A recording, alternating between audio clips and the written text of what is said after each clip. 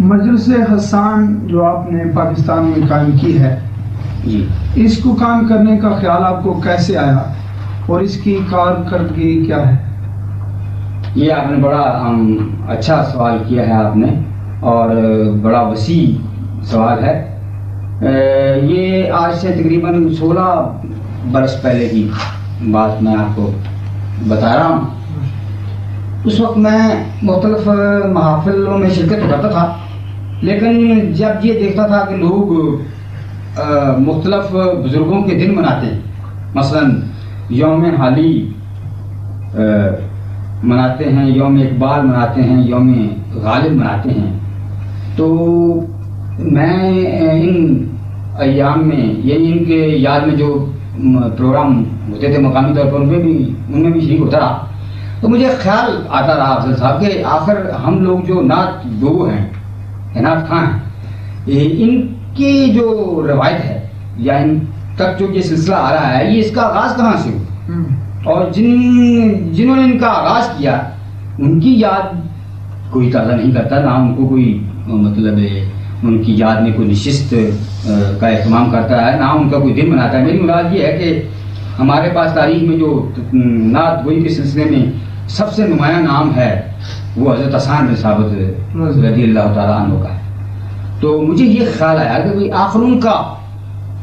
دن کیوں نہ منایا جائے اور ان کی یاد میں مجلس کیوں نہ قائم کی جائے، جبکہ وہ ہمارے امام بھی ہیں اور پھر دربار رسالت مآب صلی اللہ علیہ وسلم کے ایسے ایک رتبے کے وہ شاعر ہیں کہ ان کو حضور نے منتخب فرمایا۔ علماء سے کبھی کبھار ان کے متعلق سنا کرتا تھا، تو یہ خیال مجھے آتا رہا کہ آخر ہم اپنا سلسلہ جس سلسلے کا آغاز جب کرتے ہیں تو پھر کہاں سے کریں۔ تو چنانچہ حضرت حسان بن ثابت رضی اللہ تعالیٰ عنہ کی ذات کے ساتھ عقیدت کا ہونا لازم تھا، چنانچہ میں نے یہ سوچا کہ ان کی یاد میں نہ صرف یہ کہ ایک مجلس قائم کی جائے بلکہ ان کا دن منانے کا آغاز کیا جائے، تاکہ لوگوں کو ہماری جو اسلامی ثقافت ہے، صحیح معنوں میں جو اسلامی ثقافت ہے، اس کا بھی لوگوں کے سامنے مظاہرہ ہو، اور پھر جو لوگ یہ سمجھتے ہیں کہ نعت خوانی کوئی آج کی پیداوار ہے یا ہماری محض ایک اپنی ایجاد ہے،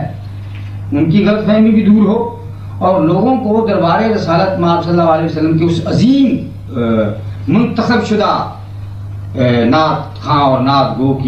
کا صحیح معنوں میں تعارف بھی ہو۔ یہ میرے پیش نظر تھا اس وقت، یہ میرا جذبہ تھا۔ چنانچہ اللہ کا فضل ہوا کہ یہ سب سے پہلے سعادت یہ قصور کے حصے میں آئی، اور مجلس حسان کو یہ سعادت ملی کہ تاریخ میں سب سے پہلے یوم حسان حضرت حسان بن ثابت کی یاد میں منانے کا آغاز اسی مجلس نے کیا ہے۔ ویسے تو بہت سی تنظیمیں کام کر رہی ہیں، لیکن میں جو عرض کر رہا ہوں کہ حضرت حسان بن ثابت رضی اللہ تعالیٰ عنہ کی یاد منانے کا آغاز مجلس حسان نے